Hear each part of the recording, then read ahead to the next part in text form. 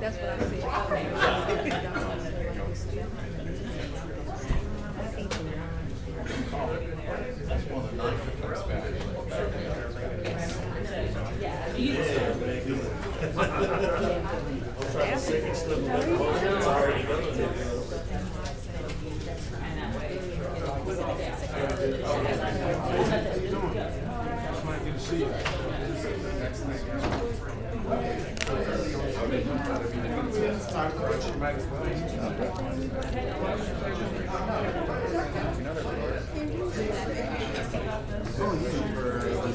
I put that in my head.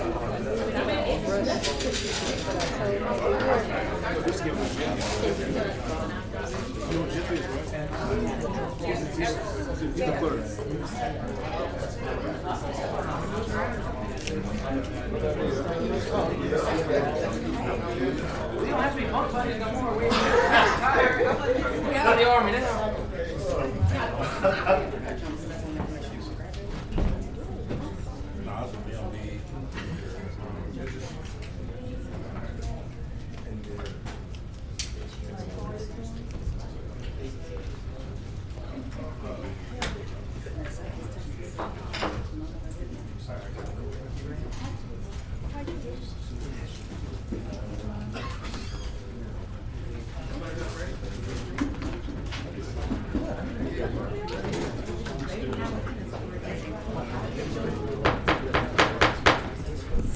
I'd like to call this Caddo Parish Commission meeting to order. It is 3:32 on January 5th.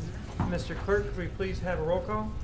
Yes, Commissioner Hopkins. Here. Commissioner Johnson. Present. Commissioner Jackson. Commissioner Young. Here. Commissioner Burrell. Here. Commissioner Jones. Here. Commissioner Gage Watts. Present. Commissioner Atkins. Present. Commissioner Chavez. Here, sir. And Commissioner Lazarus. Here. And Commissioner Epperson. Present. All right, we have got 10 of 11 members present. That does constitute a quorum. Thank you very much, Mr. Clerk. Commissioner Jones, can I trouble you for an invocation? No trouble at all. All right, thank you. And Commissioner Chavez, could you please lead us in the pledge after the invocation? Yes, sir. All stand, please. Let us pray. God our Father, we thank you for life, for health, and for strength. Thank you for the opportunity to be called your children, to be friends of yours. We're grateful for the love that you show towards us. It is our prayer that we would come and reason together, to be on one accord, to take care of the business of the parish, and to lead your people. This is our prayer, and we pray these things in the name of Jesus Christ. Amen. Amen. If everybody please face the flag. Civilians, place your right hand over your heart. If you're a military veteran, you may render a hand and brow salute. Repeat with me. I pledge allegiance to the flag of the United States of America and to the republic for which it stands, one nation, under God, indivisible, with liberty and justice for all. And let's please remember our POWs and MIAs. Thank you, Commissioner Chavez, for that pledge, and thank you, Commissioner Jones, for that invocation. Mr. Clerk, do we have any agenda additions? I did understand that there may be a potential agenda addition. No? Okay. No, sir. Okay, no agenda additions. Okay. Then that brings us to the issue of selection of the Caddo Parish Commission Officers of the Year for 2023. Do we have a nomination for president? I'd like to make a motion for Commissioner Burrell. Second. All right, we have a motion for Commissioner Burrell. Any other nominees? Seeing none, I'd like to call a vote on Commissioner Burrell for president. Are we ready, Mr. Clerk? We are ready. I apologize. I'm trying to pass out something that was handed to me late in the start. So, but yes, we are ready. If y'all are Okay. ready to open that process. Please cast your, Commissioner Johnson, do you have a question? No. Okay, please cast your vote for or against Commissioner Burrell for president. And that motion carries with 10 in support and 1 abstaining, none in opposition. Congratulations, Commissioner Burrell. Do we have a nominee for vice president? Make a motion to nominate Ken Epperson. We have a motion to nominate Ken Epperson for vice president. Do we have any other nominees? I'd like to move to put Mr. John Paul Young on, for vice president. Okay. For vice president or for vice president, right? Vice president. Okay. So we have two nominees for vice president. We have Commissioner Epperson and Commissioner John Paul Young. Let's vote for the first nominee first. Let's vote for or against Commissioner Well, you only Epperson. vote one time.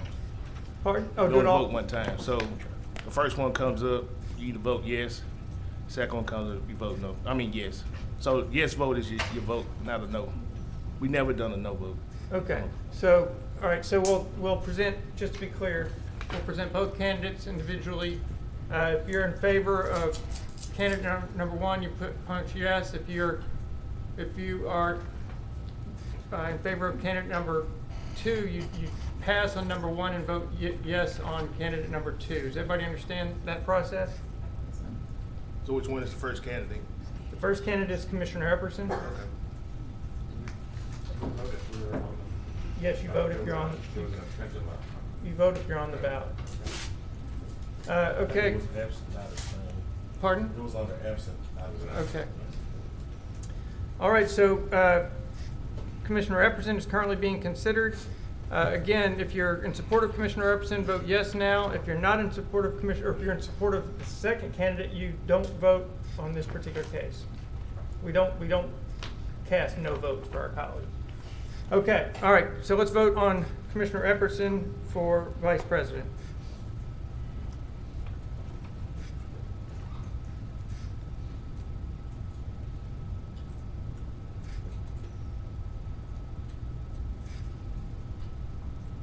Mr. Clerk? Okay, so because of this voting style, it is going to require everybody to cast a vote. If we could, yes, abstention is appropriate. So that is 3 votes for Commissioner Epperson. I believe it would be appropriate to now take the vote on the second nominee. Okay, let's vote on Commissioner John Paul Young.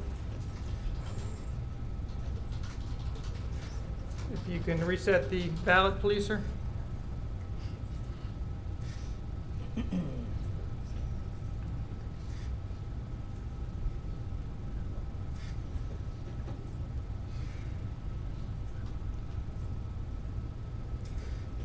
Congratulations, John Paul Young. Commissioner Young is elected for Vice President. I'd like to make a motion, President, to nominate Stormy Gage Watts for parliamentarian. Okay, we have a second from Commissioner Chavez, a second from Commissioner John Paul Young to nominate Stormy Gage Watts for parliamentarian. Any other nominations?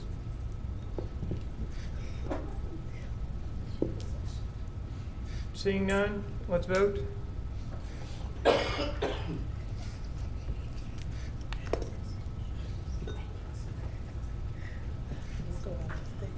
She win by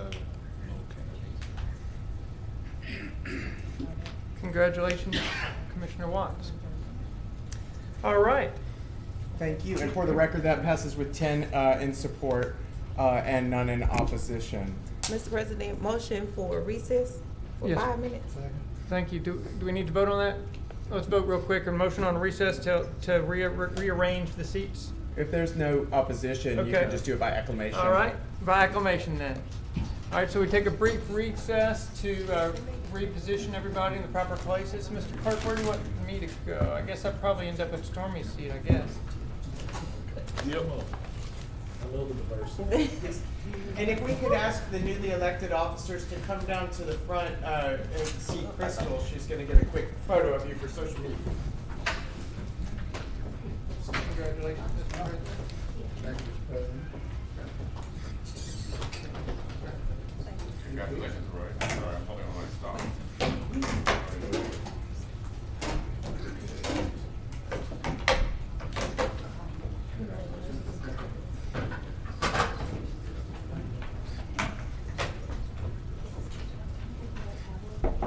Hello, neighbor. Pardon me? Oh, thank you.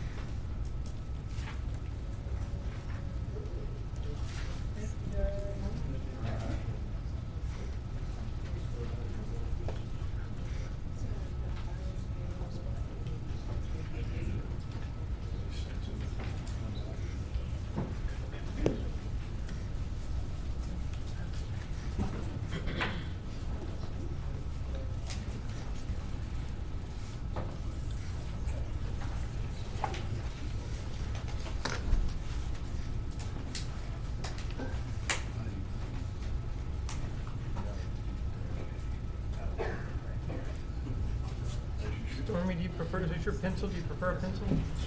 I have a voting pen. Okay.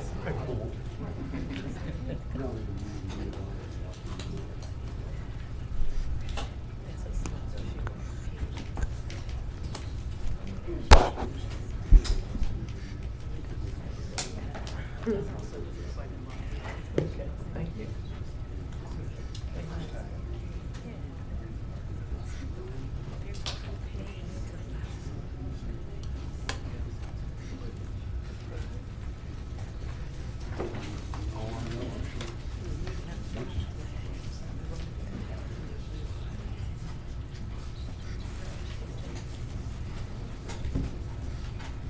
Well, Candace, another year and we sit in those booths.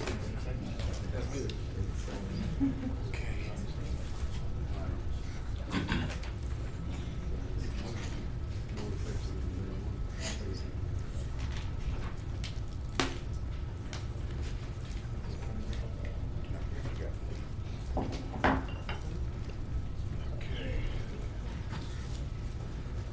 Get a little organization here.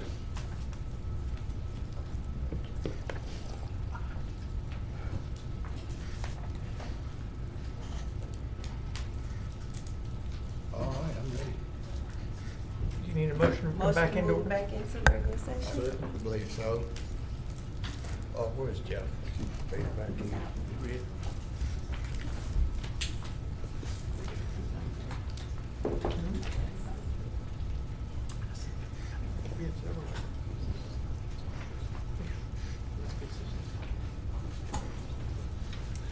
Okay, Jeff, we ready?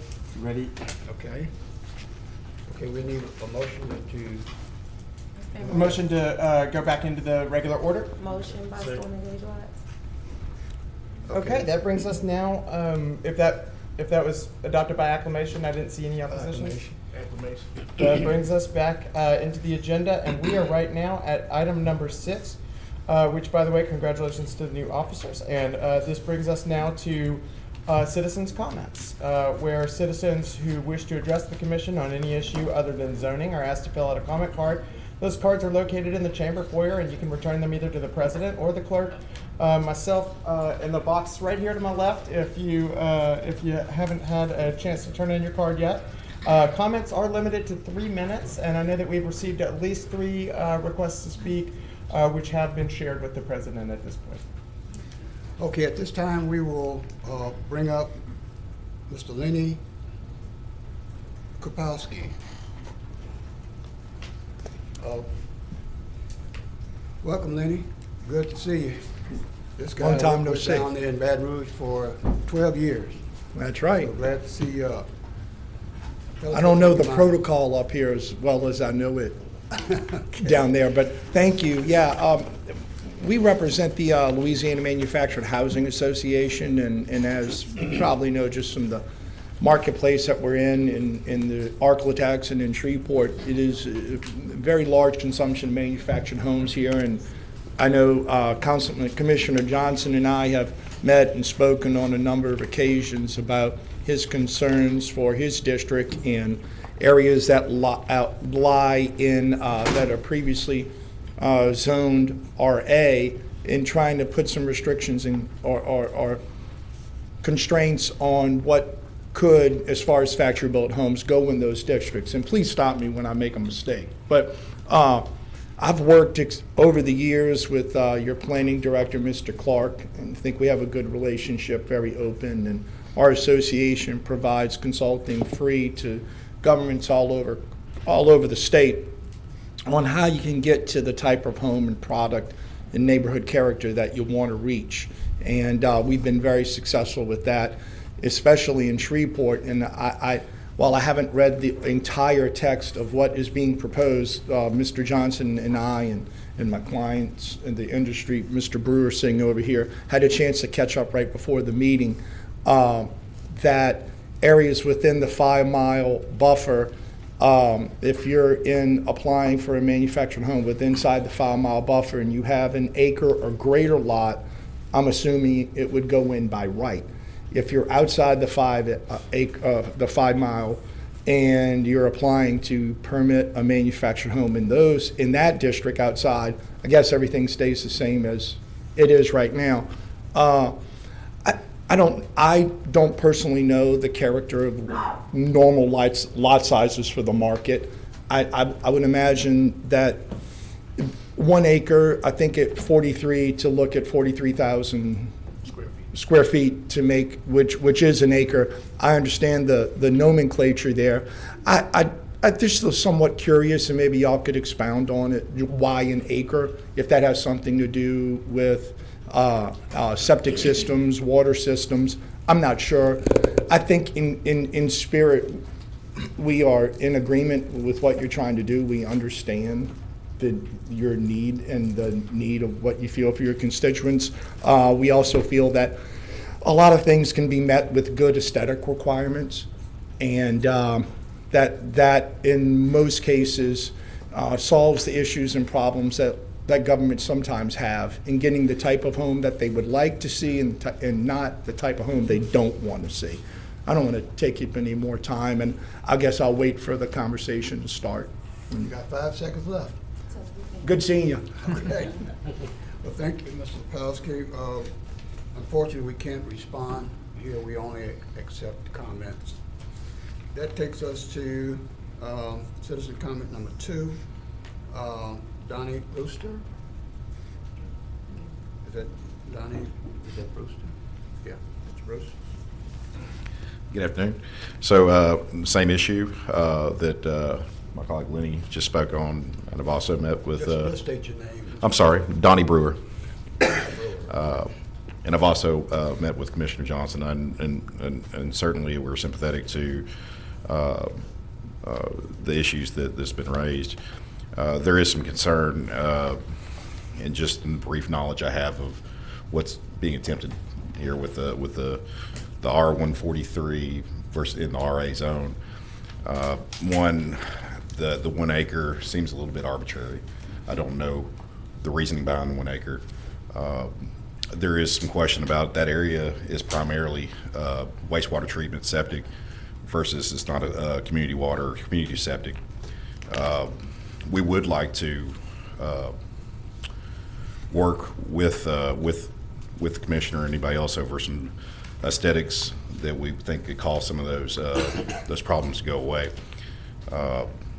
We do want to make sure that the affordable housing, which we are the primary source of affordable housing without renting, we'd like to make sure that that's still available for anybody that lives in those areas, and a lot of those people are choosing affordable housing, manufactured housing. So we do feel like that we are the only source for home ownership for a large group of people that live in that area. So thank you all very much. Thank you very much, Mr. Brewer. That takes us now to Ms. Connie Williamson.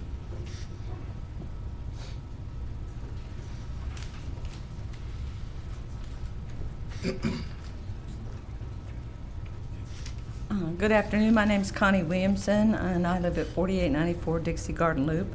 And I met recently with Mr. Epperson and the administrator for the parish, and we had a discussion about the fracking that's going on, and the noise in particular. But I mentioned some facts to them that I thought would be helpful, that you should know, and that's the handout you got. Those chemicals, that first list are the chemicals that they use, and that's not even all of them, that's a portion of them. And whenever they do an injection well, that water, wastewater, flows back up. There's no natural barrier between those fractures that they make and any fractures that are already there, including water, aquifers, anything. It could flow back as far as we know, back in our yards. I'm only 1,500 feet from the well myself. So, and you can see that they're very hazardous. They also emit fumes. There's the second page, there's a picture of those trucks that carry that flow back in and out of that well in that parking lot at Walmart. And some of them are covered, some of them aren't. They're not marked hazardous. If they wreck, will our fire department, police department even know what to do at that point? The other picture was a picture of the sand truck. I watched one of these sand trucks come out of there, go down 70th Street, go in the passing lane on Burt Coons, go all the way down past the hospitals, stores, restaurants, and that sand was blowing everywhere. And that is a special sand. That is a crystalline sand. And they like that because it's round and it doesn't lose its shape. But if that gets in your lungs, it will not come out. That will be there forever. And you can get what they call silicosis, which is like cancer. I mean, you're going to die. There's no cure for it. And I was talking to some of my doctor friends, and they were telling me that silicon is the asbestos of this century. And that, you know, we knew that we didn't know asbestos was bad for people, but they know that silica is bad. And still, it's, you know, you might see it blowing down your street if you have a well near your house. But that was quite startling to see it just blowing off of there all over the parking lots. The other thing that I mentioned to them was the term vital interest. That's what they use to make exemptions. So you can't, you know, if you make a ruling, they can override it. The state does. And I couldn't figure out why they have that. Why is it a vital interest? Because they have so many exemptions, the oil and gas companies, and subsidies, that last year we lost $218 million in taxes the state did not get because of those exemptions. Also, the last sheet is, I don't know if y'all are aware, I'm out of time. Move for additional 2 minutes. Okay, move in second. Okay, I'm trying to be fast here. That European cartel there, that union, they outbid Asia for our natural gas, our liquid natural gas, and they're still getting gas from Russia. And so we're abstaining because of the war in the Ukraine, but they're not even supporting us for that, you know, for that war. I guess the last thing I wanted to say was the hazards that it is for people living within a mile of that rig are, if you're reading them now, they're coming out now from all the other states that had this happen to them. And the lawsuits are starting now because they poison people's water. I mean, I'm concerned about our drinking water because they're drilling right out there across Lake. And when those hazards and those health risks become greater than the benefits, how is it still a vital interest? I don't get that. And I guess the biggest is that we've lost our rights. So as a homeowner, I've lost my home. I have no home now because now I'm exposed to chemicals. The noise is horrible. You know, it's torturous, and it goes on for 12 hours every night. They haven't started again doing that now, but they did it for one night at my house during this Christmas. And it was, you could hear it in your house. You can't sleep. So you've lost your rights, you've lost your home, and you can't oppose him because now they've made laws that if you oppose, you're a terrorist. They can have you arrested. So I'm not even sure what country I'm living in now, but I think you ought to think about that. I mean, you can make regulations, like they have a regulation for the noise, but if I complain and they shut that rig down, the state can't override that. And then, you know, what do we got? We can't do anything to protect the citizens. Okay. I thank you for your time. Thank you for listening. Appreciate it. All right, that takes us now to item number 7. Visitors, we have no scheduled visitors, so we'll move forward to adopting regular session minutes. Do I hear a motion? So moved. Second. Second by Mr. Okay, there's been motion and second. I don't know who did what. I know Stormy made motion. And Commissioner Hopkins seconded, I believe. Okay, you vote now?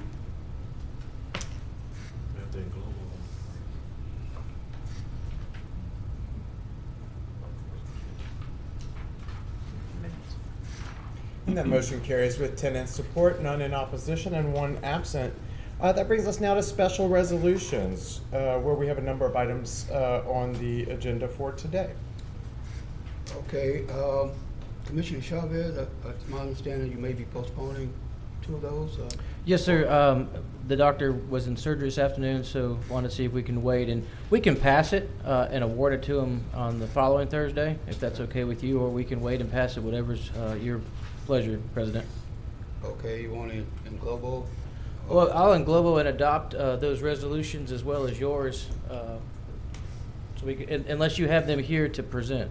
No, I do have mine here to present. Okay, so we'll englobo mine too, to adopt, and then I'll present them in the next Thursday, if I can get a second. Second, Global. And amend to add 9-1, 9-2, and 9-3 to end global. Okay. Second. It's been motion. And second. 9-4? I'm sorry. 9-4 is here, Okay. so he wanted to pass it separately. Yeah, 9-3 and 9-4 is here, and then I also have one that we passed before that I'm presenting today. Mr. President, I would like to remove that motion Okay. and just in global 9-1, 9-2, 9-3, and 9-4. Okay. Second. All right, the motion second. All right, let's vote on it.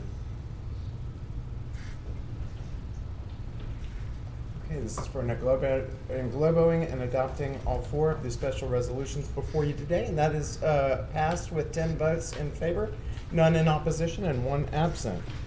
I understand that we have a few of these that are being presented today, and if you would just direct me what you'd like to have read, and we will read those out loud and allow for the presentation. We'll do that, Mr. Clerk. The first one would be 9-3. That would be a special resolution in recognition of Stage Center. That sounds great. I have it, I believe you have a presentation copy, and I'll begin reading. If you all stand, please. If the representatives from Stage Center would like to make their way up, I'll begin reading. This is... Go down. I'm trying to find the one that I have. All right. We've got a special resolution of recognition. Whereas the Caddo Parish Commission is pleased to acknowledge events of note that celebrate the existence of institutional members of our community, particularly when those entities have in their time made profound and dynamic contributions toward the betterment of Caddo Parish and its citizens. And whereas such an institution is Stage Center, which originated as a discussion between several young artists in the fall of 2011 about how to fill gaps in local theater community, and has now grown into a cornerstone of regional theater, whose 12th season opens today with The Color Purple, a show which has broken all previous sales records and sold out its entire run before the first performance.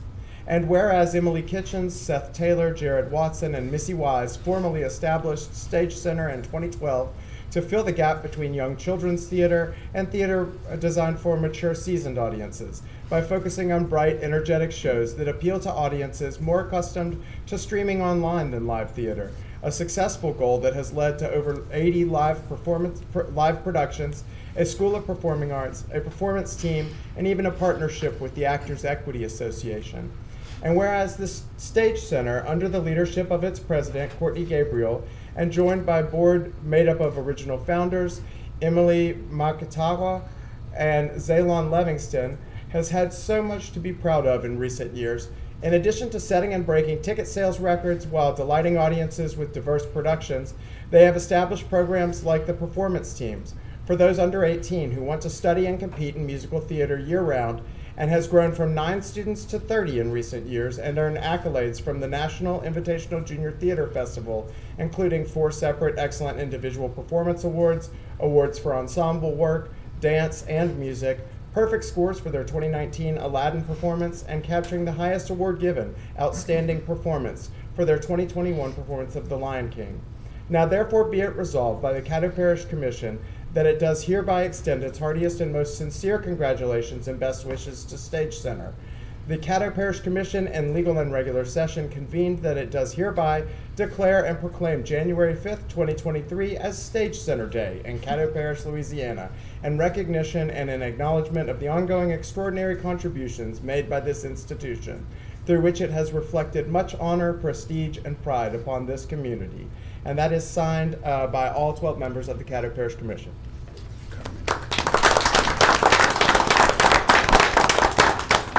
At this time, I'll ask commissioners that the president would have something to say, as well as any of the others who are here part of this group.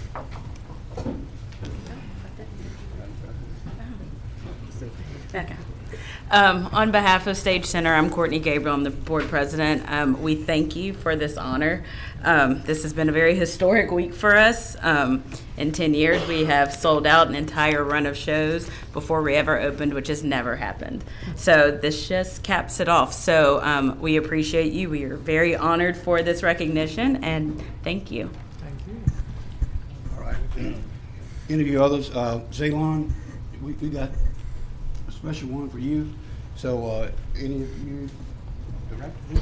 Artistic director. I just want to say thank you as well. I'm Jared. I'm the artistic director. We're very, very honored. We've been working really hard to enrich the lives of our community through the interdisciplinary art form of musical theater. And this is a really special recognition. Thank you. All right. That in mind, we're going to take the photo now? Glenn? Okay. All right. Open that up.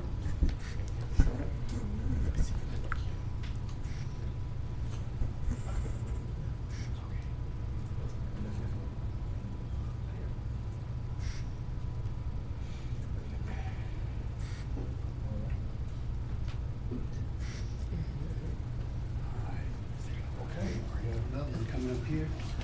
It's right there. I guess it's there. I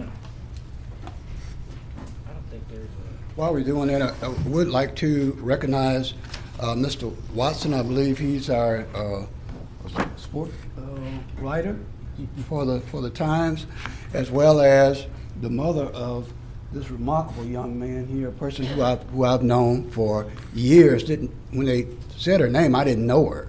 It said Shannon Livingston. I said, well, I don't know Shannon Livingston. They said Mercedes. Well, everybody knows Mercedes. So, again, I wanted to recognize her. And your husband? Yeah, and her husband. At this time, Zaylon Livingston. All right, and this is a special proclamation for Zaylon Livingston. Jalen. Jaylon. Jalen, thank you very much. Remember, we in Louisiana, we can say things. Whereas the Caddo Parish Commission is always pleased to recognize and honor those who seek to engage and elevate the sons and daughters of Caddo Parish by sharing knowledge and perspectives that help to inspire and encourage them to manifest the excellence inside of them. Whereas Jalen Livingston is such a person who has made a mark in live theater community nationally and locally with his directorial skills, which have graced Broadway and now returned to his hometown of Shreveport to smash sales records and earn glowing reviews as he directs Stage Center's season 12 opening production, The Color Purple, to sold-out audiences for the entirety of its run. And whereas Livingston's theatrical talent and skill was encouraged by family and developed through Caddo Theater programs both in schools like South Highlands Elementary, Uri Drive Middle, and Captain Shreve High School, as well as community-based theater programs like Shreveport Little Theater, Stage Center, the Mahogany Ensemble Theater, and Extensions of Excellence Theater. And it provided him a gateway to the performing arts that led him to Los Angeles for college at the American Musical and Dramatic Academy, where he earned his Bachelor of Fine Arts in Performing Arts Musical Theater, would go on to become the youngest black director in Broadway history. And whereas Livingston's directing credits include Chicken and Biscuits, which opened on Broadway, resident director on Tina, the Tina Turner musical on Broadway, associate director of Hadestown in South Korea, Neptune, The Years That Went Wrong, The Exonerated, Chariot Part 2, Mother of Pearl, associate director of Primer for a Failed Superpower, and Runaways. And even led the theater community through offstage work as a board member and creative director for the Broadway Advocacy Coalition, which he co-created.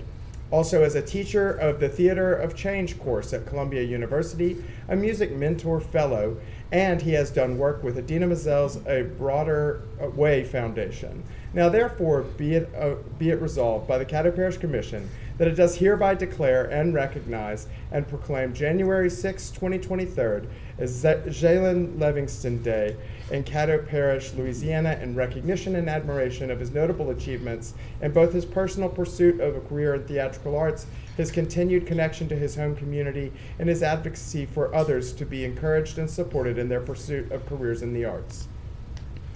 And that is signed by the officers of the Caddo Parish Commission. I want to see if Zaylon,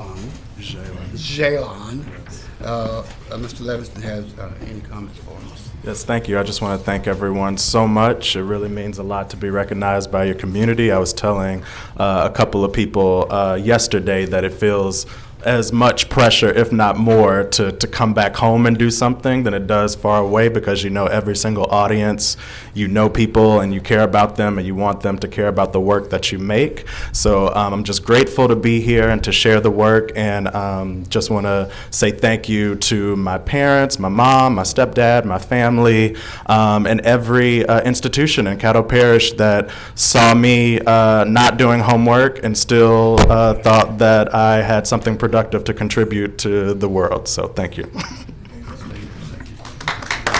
there's any comments from the commissioners, we're going to take this photo and then we're going to bring up our next. Thank you, Mr. Vice President, Mr. President. Jeff, if you don't mind, I'll check with Commissioner Burrell, add me to these two resolutions that we have today. Congratulations, Mr. Levingston. I remember, as I told you before the meeting, he came over to Fairfield United Methodist Church where I used to serve, and I can't remember how old he was then, but he did the I Have a Dream speech, I believe it was, for us that Sunday, and it was astounding. He has an older cousin that would always, tell him, because I would always ask about him, man, what's your little cousin doing? And when I saw that you were on Broadway, I could see that back then that you were going to do some great things. So it's a blessing to see you come home and contribute to our community, not just stay away, but take what you've learned and to come home and bring it back to our community. And I love to see more programs be set up. I think State Center has something for those who are under 18 who are interested in theater. I'd like to see our parish and city promote those opportunities more, just like we do with sports. And everybody up here knows I'm an advocate for youth sports, but I'm also an advocate for fine arts, being a musician and actor myself. So definitely would like to see more programs be promoted in this area to give children something to do outside of sports. So glad to have someone with your resume and accomplishments come back home and have our children see an example of what you can do. So congratulations again. Thank you.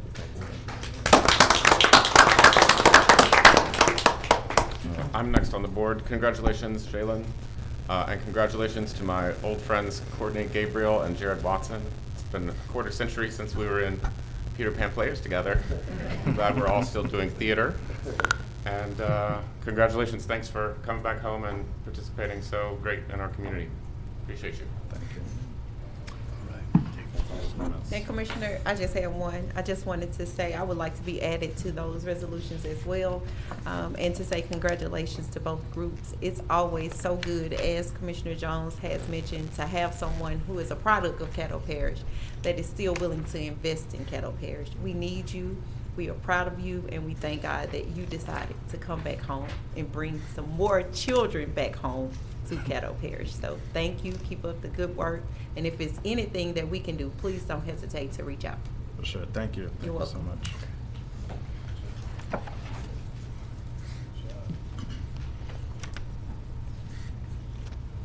While they take their picture, I'll share. My son is auditioning for the South Highlands Elementary 5th grade play in about 4 days. So I'll take this as an omen. The 5th grade play at South Highlands was when I decided to pursue the arts. So very important stage. Well, I saw that in your interview and certainly appreciate you being here to inspire young folks.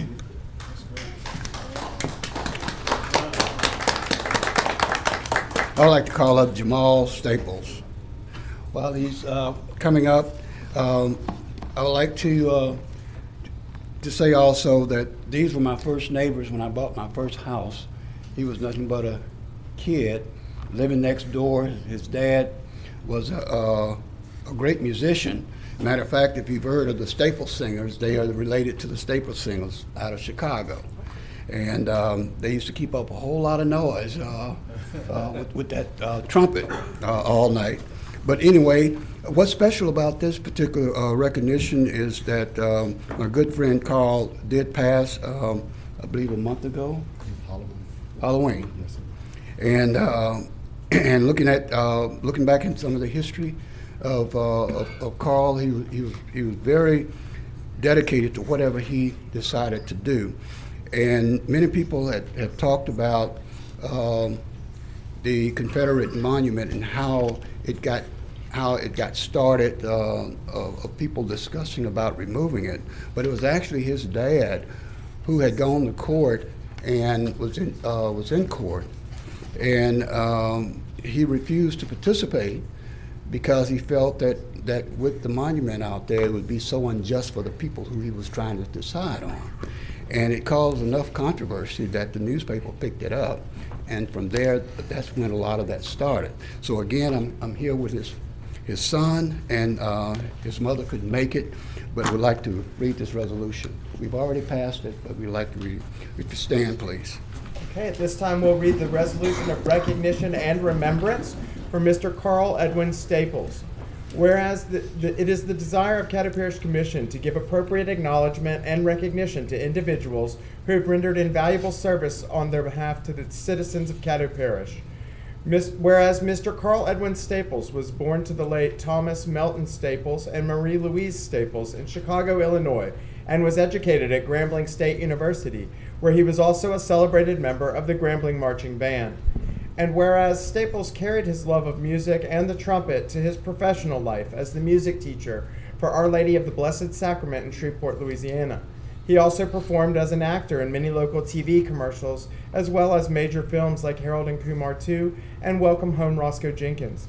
He was most well known as a popular radio announcer with KOKA, where he spent 18 years of his 37 years in the radio broadcasting industry.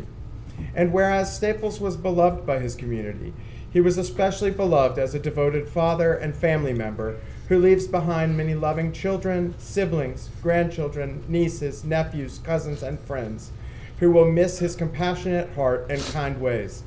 And whereas Staples was a man who stood firmly on principles and did not waver in the face of opposition or difficulty, taking stances that resulted in big changes, like the removal of the Confederate flag that flew for 6 decades outside of the Caddo Parish Courthouse. And now therefore be it resolved that the Caddo Parish Commission does hereby convey its deepest and most sincere expressions of gratitude and appreciation to Mr. Carl Edwin Staples for the invaluable contributions that he made during his many years of selfless service to the world.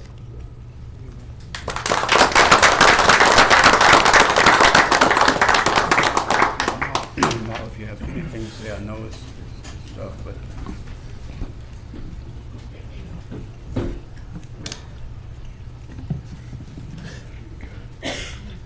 Thank y'all. Thanks for recognizing my dad. He will be missed. I'm sorry I don't have a speech or anything, but I appreciate y'all. I appreciate Mr. Burrell. Thanks.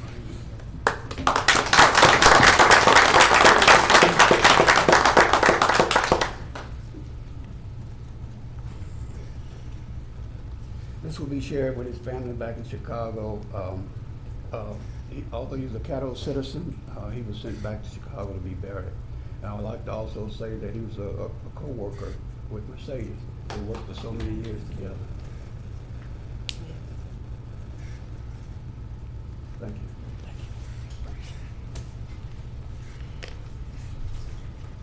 you. Okay. Well, I was on the board to say something, but I don't get this- recognized, huh? At this point, I believe this brings us to the end of the special resolution. Commissioner Johnson, do you want to speak? I'm sorry. Yeah, I was on. I'm sorry, I didn't see that. Yeah, I just wanted to tell Jamal that I knew your father and you're a coworker of mine.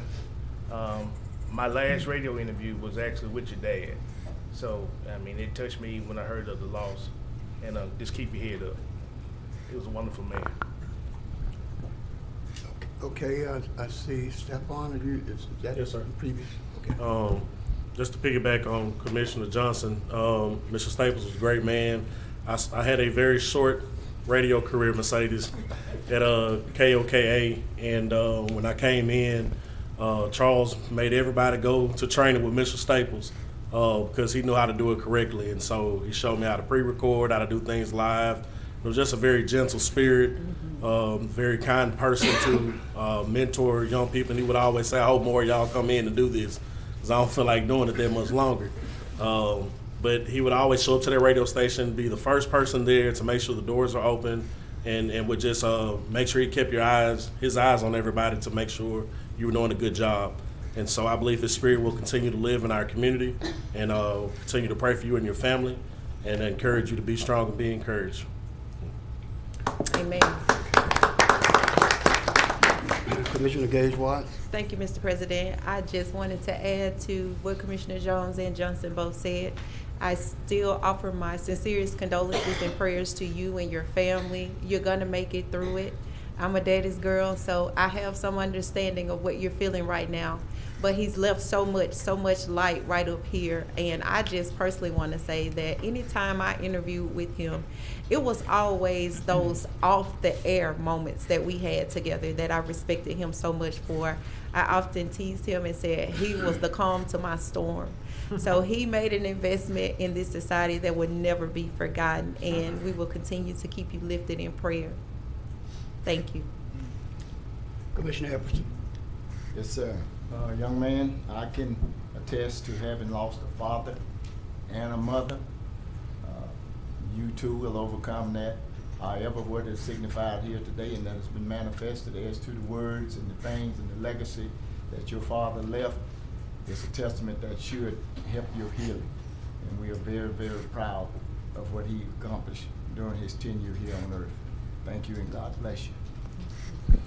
Okay, at this time, I know that some of our guests has to leave because they have a prior engagement. I know that you all have an opening tonight. If you want to do it at the time, or if you're enjoying this, just fine. This is your place. This is your government. So at this time, I'll let you go. And then, in the meantime, we have a special recognition coming up for our president. All right. So I didn't see my friend Mercedes in the audience. So that brings us to communiques and committee reports. Okay. Well, at this time, I think it'd be appropriate to make this presentation. Mr. President, if you come down. I don't know if you mind taking a shot with everybody behind me. Protocol on that. We need to know that.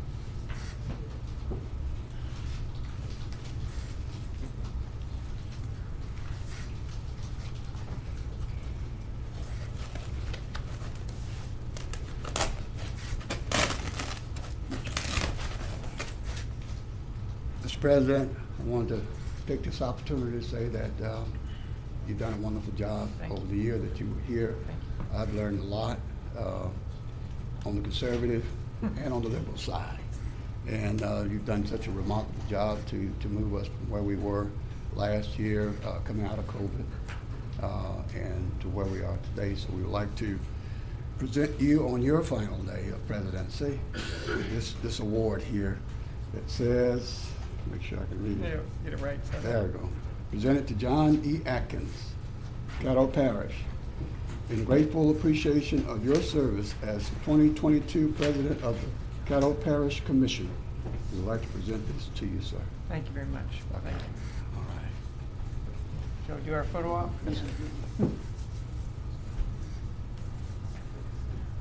All right. Thank you, Commissioner. Thank you. Thank you all. I made my comments last meeting, but again, I appreciate all of your support over the last year. I appreciate the guidance and coaching that I received from those more experienced members of the commission. I appreciate the grace you all showed me when I would make a parliamentary mistake and just kind of ease me back into the proper space. So I appreciate all you all have done. And of course, I appreciate the administration for all their support, and I appreciate the citizens of Caddo for letting me serve. So thank you all.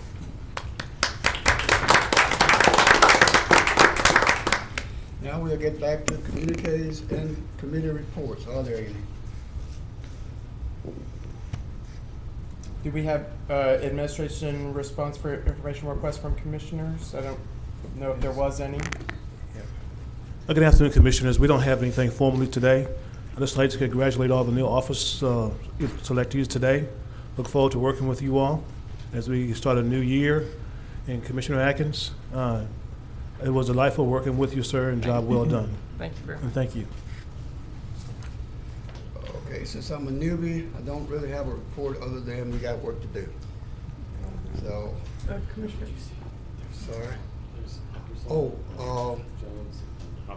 I'm sorry. I'm getting used to our board here. Commissioner Epperson. Yes, sir, Mr. Chairman. To the administration, I'd like to thank the Public Works Department for the work that they have been doing with the situation relative to the tornado in the Keithville Pecan subdivision area. I know a number of my constituents have been calling with issues, but once I explained to them that we were primarily heavily engaged in that particular area, so they understood that there would be some time, which it was not a dire emergency, that they need services from them. So they graciously understand what's going on there. So please thank James Hankins and his crew for the work that they are doing in the subdivision in Keithville that was hit by the tornado. Also, we had a water issue. You know, some of us on the town of Greenwood water with the cold weather that came in. Whereas I think we had to be switched to Shreveport water. Greenwood had an issue where a pump failed. And I understand that I believe Homeland Security declared a slight emergency to bring water in. And the Public Works Department delivered some water to Timberline as well as the Deer Creek area because they were affected by the water outage too. So we set that up out in the middle of the medium and let the residents know where they could come and get fresh water until it run out. So we thank them for their efforts in doing that. I also would like to thank the Parks and Recreation Department for bringing out a stage, as well as a power generator and lighting. The Timberline Homeowners Association, in conjunction with Deer Creek and surrounding areas, we did an event in the medium at Calderwood and Greenwood Road, whereas we invited all of the neighborhood associations. We installed a new light in the entrance to the subdivision with 5 pods on it. We dedicated one pod to the City Marshal's office, the Shreveport Police Office, the Sheriff's Office, the Town of Greenwood office, and the Constable of District 5. We tried to emphasize the importance of safety, law enforcement, and security, and the value of homeowners association and members becoming involved within their respective residential areas. We did a fireworks display also. It was a beautiful display, and if you didn't know where you were, you would have thought you was down at what is it, Rockets Over the Ridge. Beautiful fireworks display. We got the permits from the Sheriff's Department, very well attended. So we're trying to bring awareness on the importance of law enforcement, communities becoming involved in safety, and crime prevention. Ms. Frazier, I think I had spoken with you relative to 2 issues. The first that we had on the table, we sort of sit back and we watched the situation with the Hustler Hollywood. I think that's bringing in the adult store, which is in the city of Shreveport, which is under the jurisdiction of the MPC laws and whatever those are in effect. So we've had time to evaluate what they've done relative to that situation. So would you explain what we are looking at and what we can do to prevent such a measure, what we have in place with that type of retail establishment we call sexual-oriented businesses? Yes, sir. Basically, what we have in place is we have the distance Could requirement. you get a little louder, please? Sure. We have distance requirements in place because, as you know, outside of the 5-mile limit, there is no zoning. And even if there was zoning is not based on speech content. But we do have the distance restrictions. I believe I'm looking for them to see exactly what they are. But they have to be certain distances from churches, schools, and you cannot have 2 of those same type of those businesses within certain distances of each other. So that is in place in the unincorporated areas of the parish. And as far as my understanding is our discussion, our measures are basically a little stricter than what's in the city, am I correct? Well, basically, the difference, what it's gonna be that may make it stricter, Commissioner, is that in the 5 Mile area and in the city, they do a, check to determine how much or what percentage of that business. Content, 20% or Is more? 20% or more. That is not something that is in place within the unincorporated area. Okay, so unincorporated area content is not an issue, right? That is correct. Okay, so I want to make sure that everyone hears this, and I want to remind all of our viewers and persons in the audience that these meetings are archived. You can pull them up, and you can get answers to yourself and for your organization just as to what the facts are.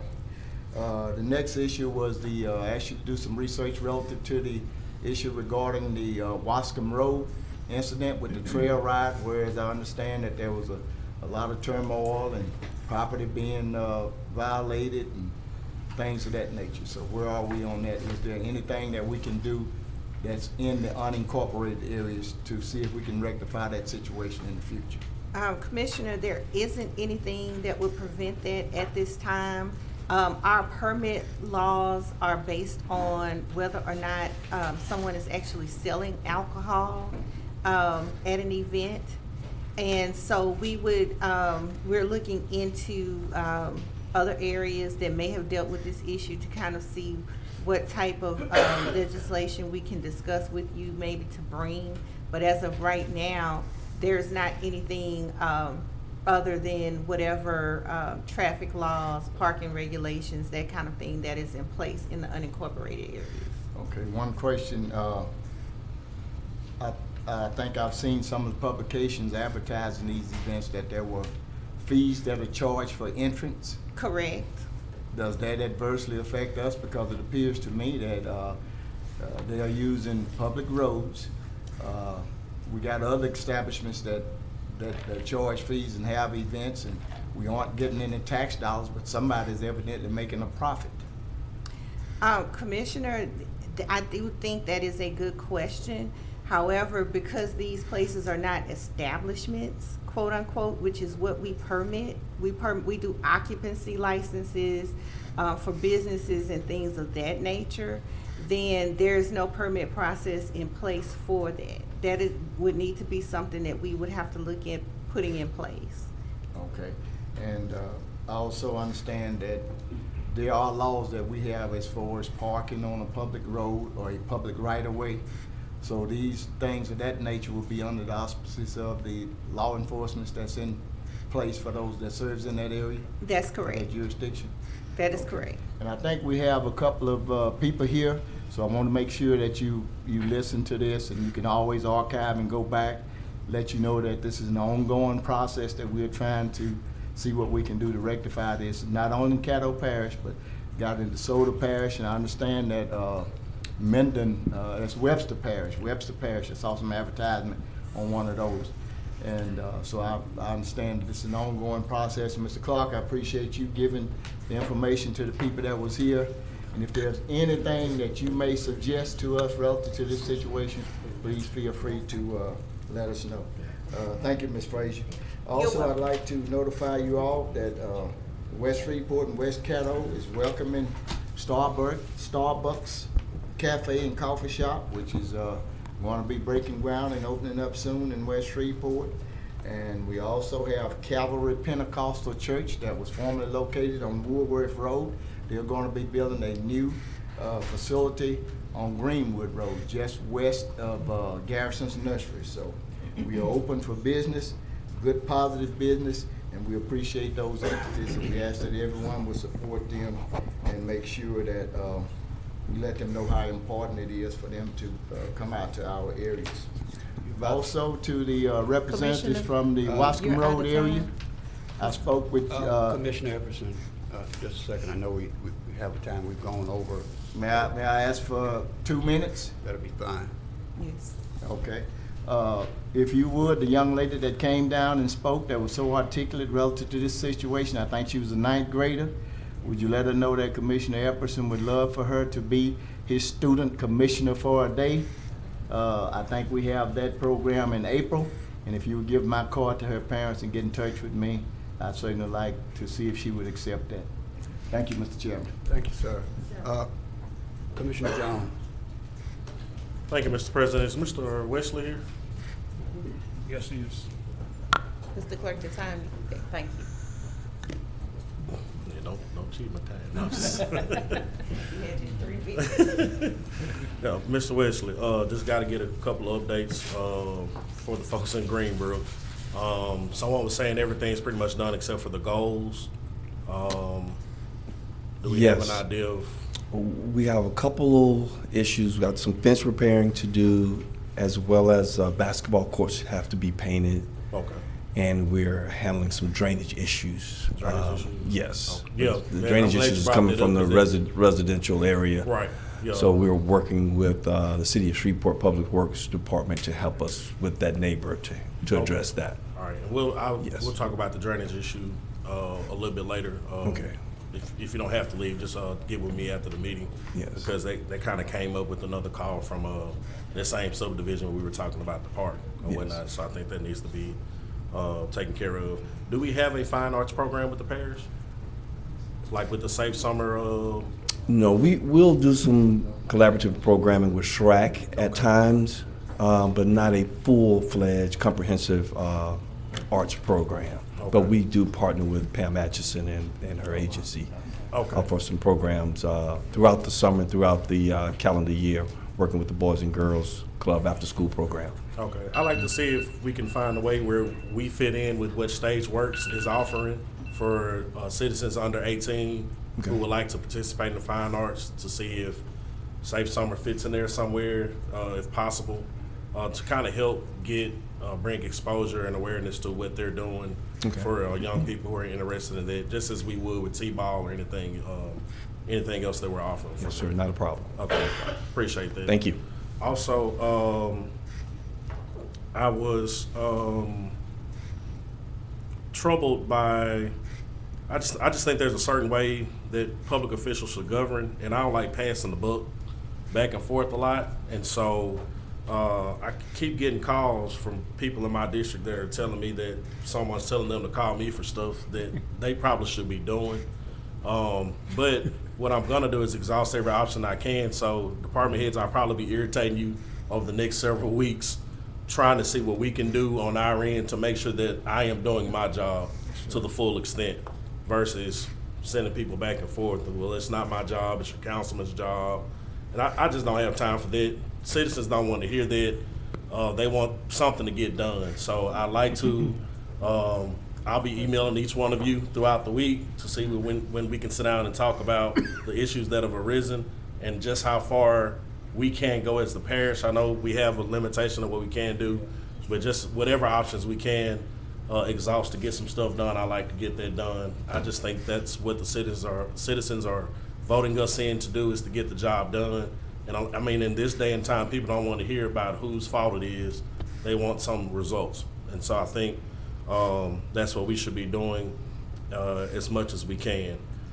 And last thing for me, I don't know if anyone's written down 70th Street lately, but if you notice when you come through East 70th and you get to about, I'd say approaching I-49 corridor there and all the way through, probably all the way past the airport, maybe until you come up to Buncombe Road, it's a little rough looking through there. And yeah, it's pretty trashy. And I like to see what we can do. And here again, I understand it's within the municipality of Shreveport, but I'm just tired and I'm over, well, that's not my job, well, this person's supposed to do it, and the trash is still there. And then we have pride about our parish, pride about where we live. We'll try to figure out a way to get it done. Like, just figure out how to get it done. So East 70th, the 70th Street period runs through the entire city of Shreveport from east to west. And so that means a good bit of the inner city commissioners, we share a part of 70th Street somewhere. Whether you're Republican or Democrat, doesn't matter. We share 70th Street somewhere. And I would think, you know, if I'm a citizen here, I would want someone who may not necessarily want to jump on the interstate. They want to ride 70th Street all the way to the airport to have a nice view all the way to the airport. Not, get down by Goodwill and be like, good God, what is this going on over here? And there's only so many elders in the community can pick up trash, and they shouldn't be having to do that. That's not why they worked for 30 and 40 years to have to still pick up trash behind people when we have things in place to do this, and it just troubles me. And I'm not trying to bump heads with other government entities, but I've kind of grown tired because I see it every day. I live there.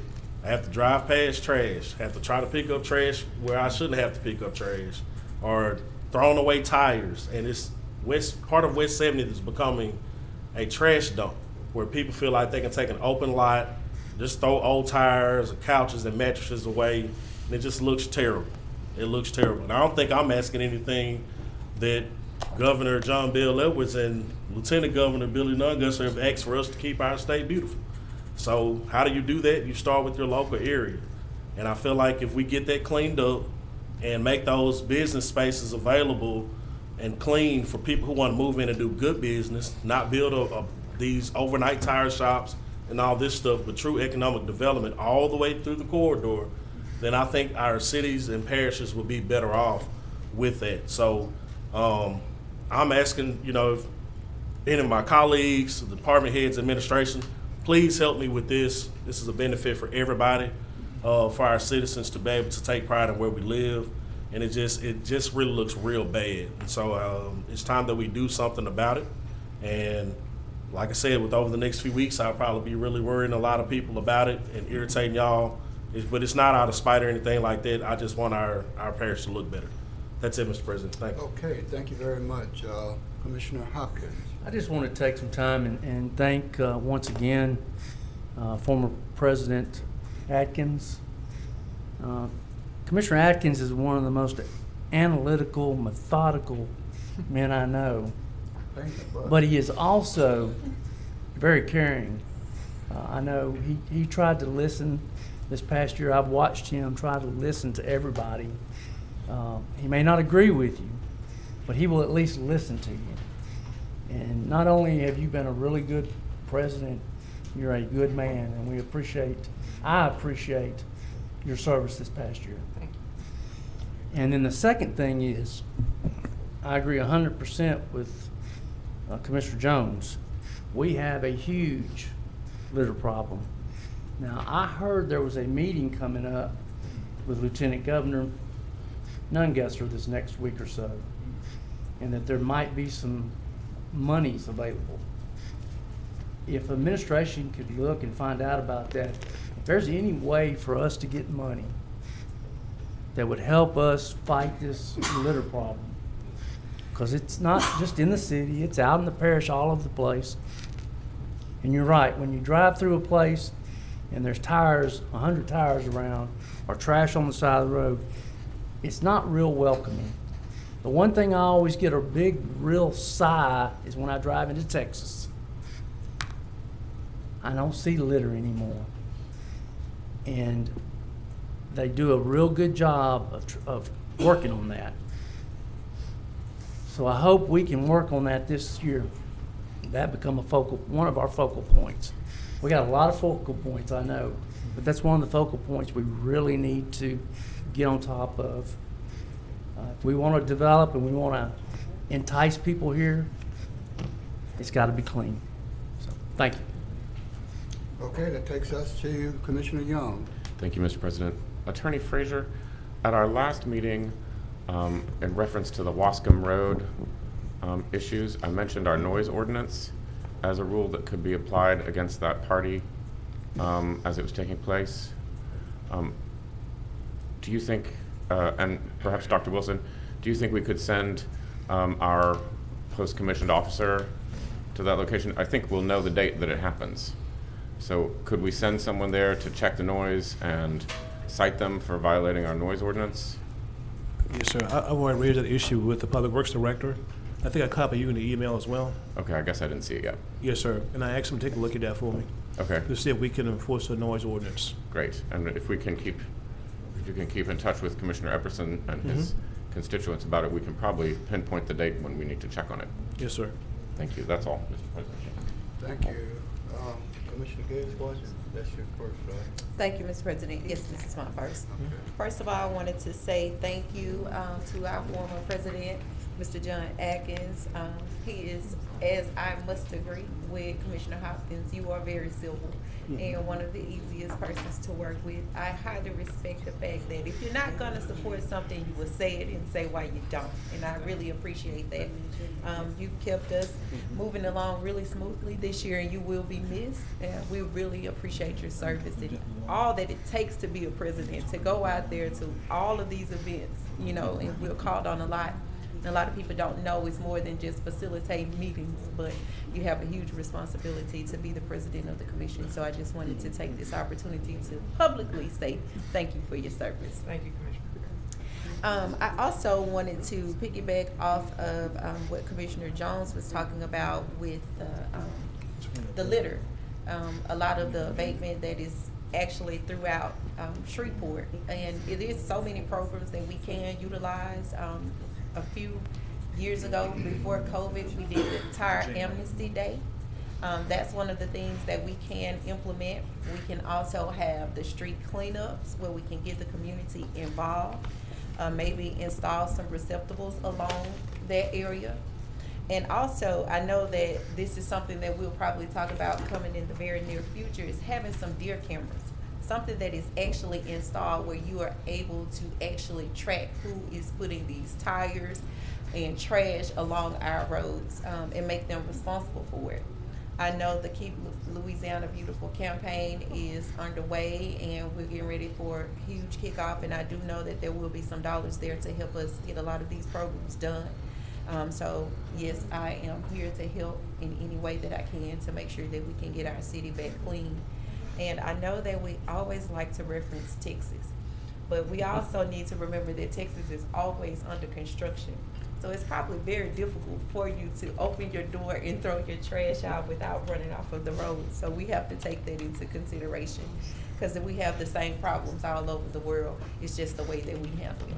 So if we make sure that they have what they need out there and they know that we have laws that will be enforced, I think we can get a handle on getting things cleaned up in Caddo Parish. And I also wanted to mention something about the noise ordinance that you were referencing, Commissioner JPY. You was talking about going back. You were saying going back to those residents who had the noise ordinance, or that they were in violation of the noise ordinance, or you're talking about for future times? Well, if I may answer directly, I think the noise ordinance has to be applied when they are present to check that the noise level is too high. So I think they'll have to wait until a future event. Correct. Okay. I just wanted to make sure that that's what I heard, and you weren't saying that they could go back out there. I know that as legislators, we write the law, but the law enforcement actually has to be out there to actually enforce the law. So we can only be suggestive in that department. That is all I have, Mr. President. Thank you. Okay, thank you. Commissioner Atkins. Thank you, Mr. President. I can't see if there's Mr. Weaver or Dr. Ward here. Hello, Dr. Ward. Could you please come to the podium? Again, thanks for all your hard work over the holidays. I know that the weather and the storms kept you all busy. But I wanted to ask about, to get your perspective on the North Ferry Southern Loop intersection with the Brookshire's construction and the occupancy issue that might come up. Does the parish have a role in that? I'm afraid that the southern side isn't going to be expanded in time for an opening. We have no role there. Is that a city intersection? It is, yes, sir. Okay. We have the Southern Loop extension heading toward the church. That is the only location that we have. We've been privy to some of the emails that's gone through, but as for all the locations and infrastructures going in, it's all within the city limits. It's all within the city and the developer itself. I guess we have that. I mean, that southeast corner where the church. That must be where the parish line actually cuts in. But actually, it's only to the east of there Again, actually, the city actually goes all the way through that intersection. We Okay. just happen to have that little portion of Southern Loop Extension there. And so Brookshire's is going to be coming off of that in the back, but it's, Yeah. as for all the other infrastructure that the emails have been going on, we. All right, I just want to make sure we weren't dropping the ball somewhere, but. No, sir. And- We and will plan on being at the meeting on the 12th, just to be there and listen and offer any type of things that we can do. Okay, that's all I had. Thank you. All right, Dr. thank you. Ward. Thank you, Mr. President. Thank you. Thank you. Second time around, Commissioner Jones. Yes, sir. Thank you, Mr. President. I also want to piggyback off of my colleagues and thank President Atkins for being a great man. Outside of being my colleague, you're an excellent gentleman. I've enjoyed working with you. You've been a great mentor. And I agree with Commissioner Watts. You're pretty direct, you know, and you give a reason as to why you will or not support something.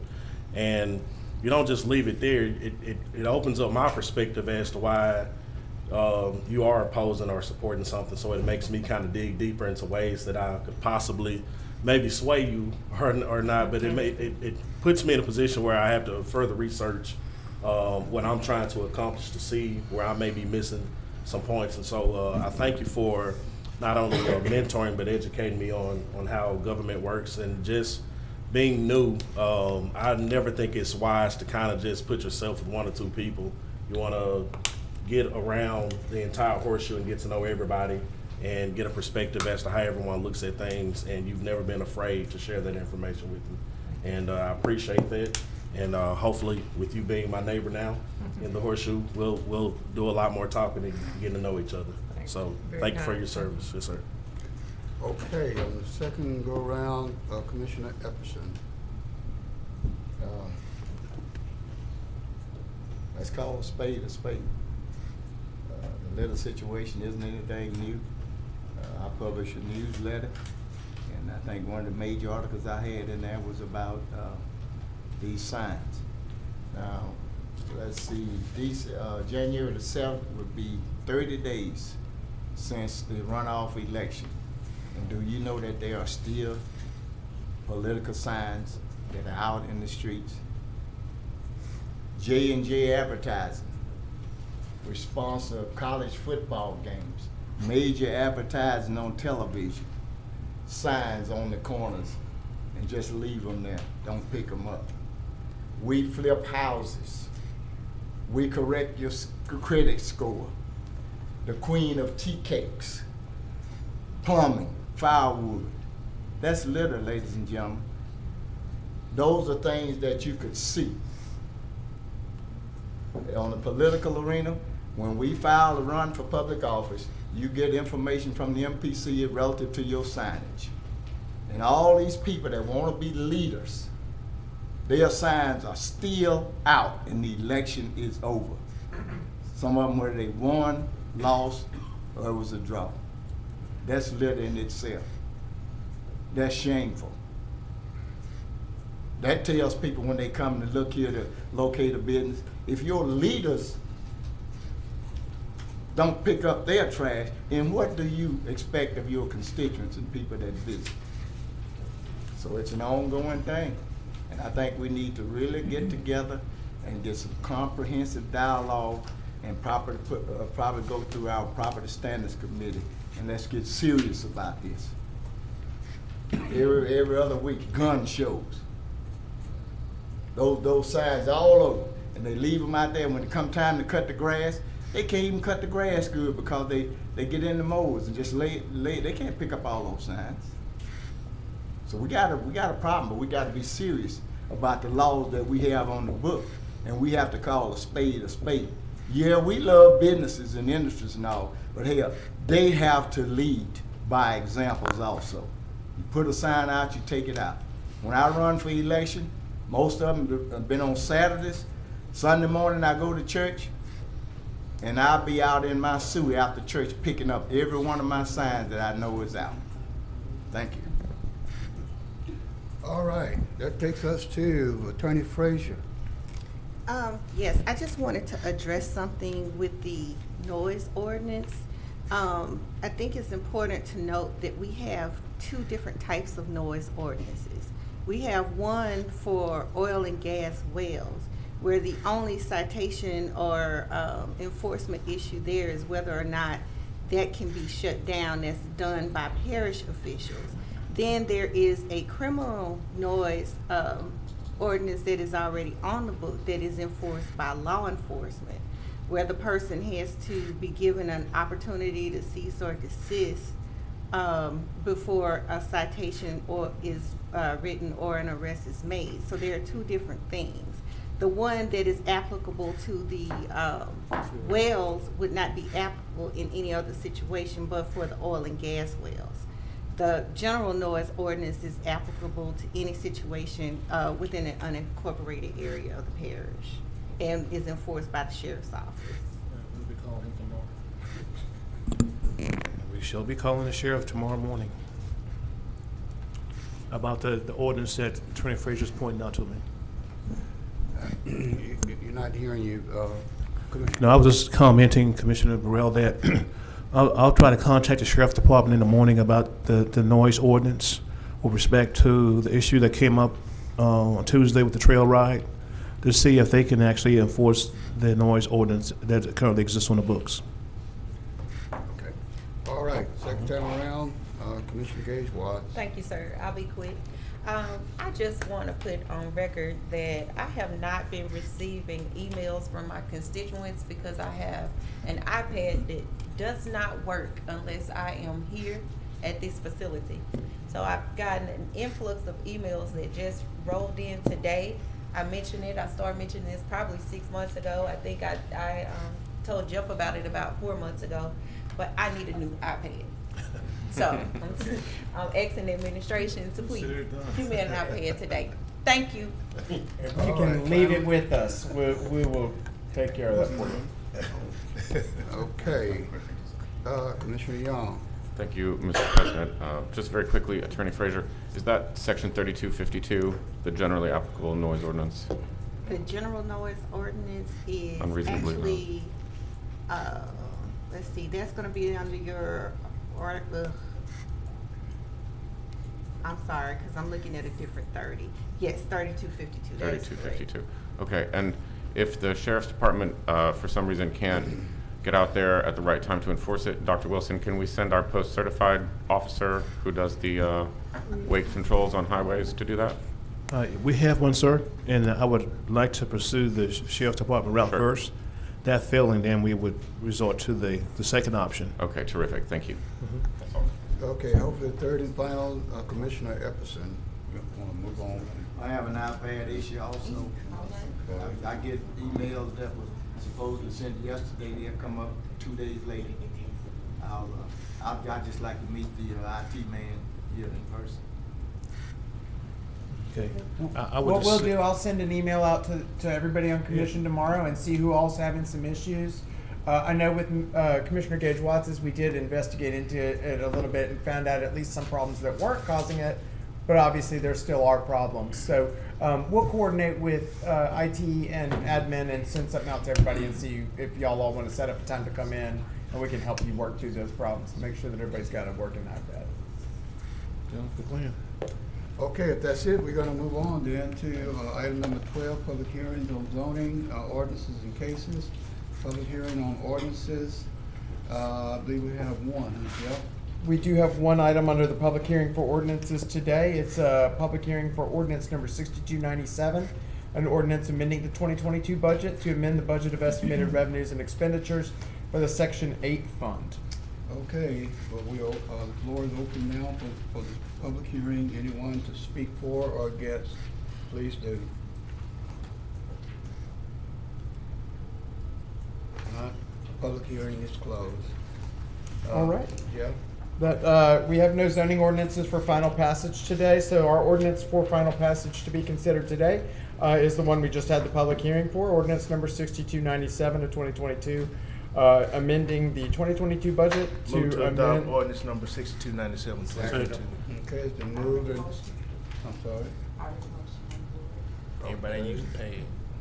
It's been moved and second. Well, ready to vote? So we gonna use the pad or we gonna vote? Well, that's what, we probably need to decide that, because I think we're doing a little of both. Do we I'm want just to asking the question. the motions by We should be sound? using our pads so that they can properly record it. Okay, if we're gonna do that, Fine. we need to see who's doing what. I'm fine. I just need to know what we're gonna do. Motion second. Okay, it's been motioned by Commissioner Gage Watts and seconded by Commissioner Hopkins. You ready to vote? Okay.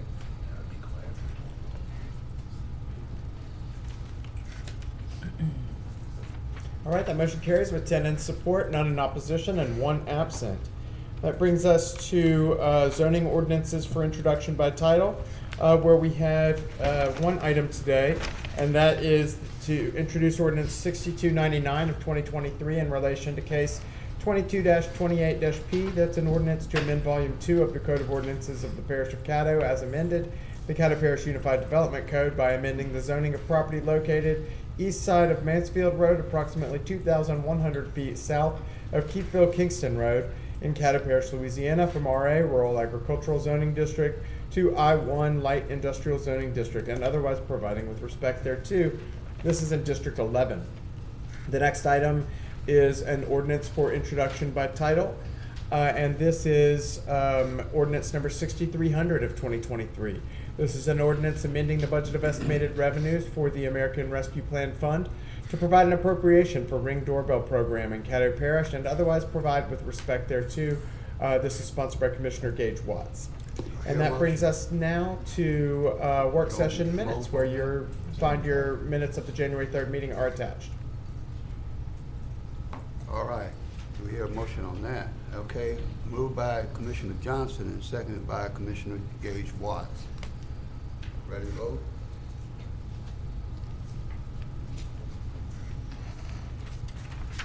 And that motion carries with 10 in support, none in opposition, and 1 absent today. That brings us to resolutions. Resolution number 1 of 2022 is a resolution approving the amended 2022 and proposed 2023 budgets of the North Louisiana Criminalistics Laboratory Commission, and to otherwise provide with respect thereto. Okay. All right, Wes. I have a motion from Commissioner Jones and a second from Commissioner Young. Let's vote. Nope. Anybody want to speak on it? If not, we There's can two. vote. There's two on the board, I think. Oh. Okay, that's what's speaking. Okay, Commissioner Johnson? Yes, I was just gonna say, I mean, is there a plan of action of what we're gonna do? Because in the current trend, they'll run out of money. They're gonna run out of money. This next budget round takes them down to $35,000. Right, that's correct. So you looking at next year's budget, they gonna be in a deficit if it stays open that long. So there needs to be some kind of plan of action to try to keep it open. I know it's covering, what, 17, 20-some parishes? Yes, sir. And Yeah. It might need to be Yeah, a I think- joint council of parishes to get together to say, hey, you gotta step up. Because you need this crime lab in this area. So I think we might need to lead the charge to get all those different parishes in the same room. Maybe just the parish president and the administrator and a couple other people of all those different parishes, and let's see what we're gonna do, because it's not gonna work. Yes, sir. Yes, Commissioner, I believe the last time Mr. Smith appeared before us, who was the executive director of the crime lab, and he did put forth a proposal that each parish pay a certain percentage of the fee. And as you know, we took the action to provide our part of that fee. I got that. I understand what you're saying. Yes, sir. But Now, this- at the same time, if I'm in Bienville Parish and I'm gonna say that I'm not paying nothing, nobody here sees that. Yes, sir. Bring them all here and let each parish vote to say that they gonna commit, make a pledge to. Mhm. They do it. Hold the feet to the fire. Right. The crime lab is in our area. We need to take the lead on it. Let me That's ask- my opinion. Let me ask you this, I still got the flow. Administrator Wilson, have you talked back with them over at the crime lab, given this scenario here? No, sir. I haven't spoken to him since he last appeared before us. And we corresponded a couple of times through email with the pro rata share of each parish that would we're required to pay into that. Beyond that, I have not spoken to him, because I think we Is were he aware- okay with doing is he our aware part. of this situation here that Commissioner Johnson? Yes, sir, I'm aware, because matter of fact, it's being played out in the news right now about the urgency that they have. And they've been trying very diligently to get attention to the issue of funding. I mean, I saw on CBS News this morning, on KSLA News this morning about their urgency for funding. But I think it's incumbent on them as well to safeguard and ensure their own sufficiency. You know, when they asked us for assistance, we did exactly that. But to say to go to every parish, 26 parishes, and try to get them to give money to the crime lab, I think if they value the service, why wouldn't they pay for it? Yeah, well, I agree with that. But given the fact that Commissioner Johnson said that they were running out of money, I wasn't sure whether or not we Yeah, would address that issue. Well, I got a solution, contact the a director. possible solution. When we had the Police Jury Association meeting here in February, Yes. or March, whenever, March. then those parishes will be here typically. And we ought to be able to set a meeting up to try to get that done. Yes, sir. Give them some head notice, that's gonna be the topic of the discussion, and have that meeting and try to get those pledges in so they'll know what we need to do. Yeah. Because this is beneficial to this area for sure, and any other area that they have a crime in, so Yeah. we need to get this done, and I think we need to take the lead on it, my personal opinion. Should we not relay that? Should we not relay that based on what Commissioner Johnson's saying to the president of the police jury so that? Yes, sir. Yeah, we can. I talked to Guy Coleman about it have to that see. as an agenda item. It need to go to the executive director, not the president, executive director. Need to Guy go to Coleman? Yes. Yes, I'll call Guy And have Coleman. that as an item on their agenda. We would endeavor to try to talk to the executive director of the Police Jury Association and see if they can get some traction on that. But I think at the same time, our state legislation need to do, legislators do something about it as well. That's the key there. They need to fund that some kind of way, shape, form, or fashion. Not just rely on the parishes itself to do it. The state need to fund that. They actually fund the building of it. Right. Are they going to build a building and don't pay attention to the operating funds? Okay. Well, it's gonna have to be initiated by something. Mr. President. Yes, some- I still had the floor. But Yeah, go ahead, sir. That's You go. fine. Well, I was addressing him. I know, but if I still have the floor, Okay, well, that's fine. let me finish my thoughts, because you throw me off. The other part is, I do agree with you, Dr. Wilson, that the legislators did drop the ball on guaranteed funding for that. But until we can get that changed, we still need to me, take the lead, because there'd be a building in Caddo Parish that would be potentially vacant. Are you finished? Yes, sir. I'm finished now. Okay. Thank you. Commissioner Atkins. Thank you, Mr. President. I agree with many of the issues that Commissioner Johnson just brought up. As you all know from looking at this budget, they're projecting a shortfall or a loss in common language of $1.2 million. The only reason they had reserves to get to this year with was because they got $1.8 million in emergency funding. I'm trying to find $1.8 million of emergency funding in 2022. So without that emergency funding, which is not in the budget for 2023, they'll have a deficit of $1.2 million, which will wipe out all of their reserves by $35,900. So it is very difficult for me to vote yes on a budget of this nature. I know it may be out of their control, but I'll be voting no, because I'm not going to vote to approve a budget that has a loss of $1.2 million in 2023. Thank you, Mr. President. Commissioner Hopkins. Yeah, and we've touched on some of that, but I would say any of us that have connections to one of our legislators, they need to be talking to them, because bill writing's happening right now, I believe, and so we know there's a problem. But I think if we look at the Caddo delegation, Bossier delegation, Webster delegation, and overall with Lincoln, that during our police jury time, we'll have enough commissioners, police jurors, and representatives in the area that maybe we could sit down in a room and come up with something. So I agree with you. That's it. Okay, Commissioner Epperson. Another unfunded mandate. State made a law, what they did, add the 17-year-olds to us. Yes. We're looking at a $4 million deficit with the juvenile detention center, which is the same millage since its inception in 57 or 58.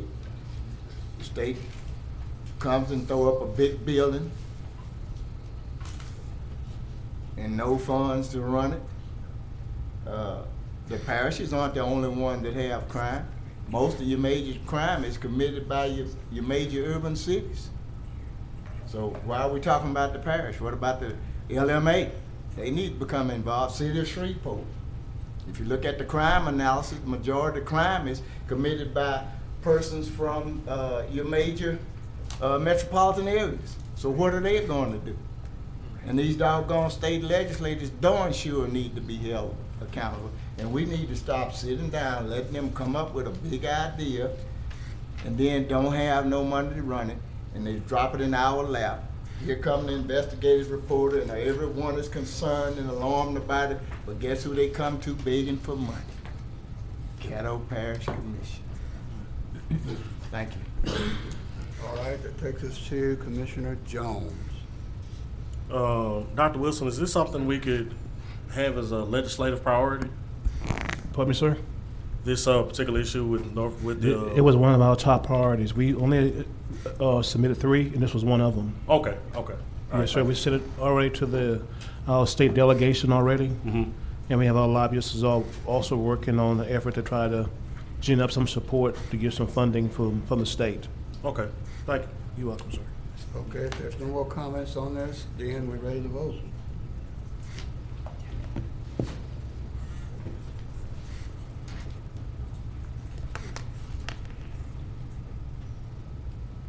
Please vote.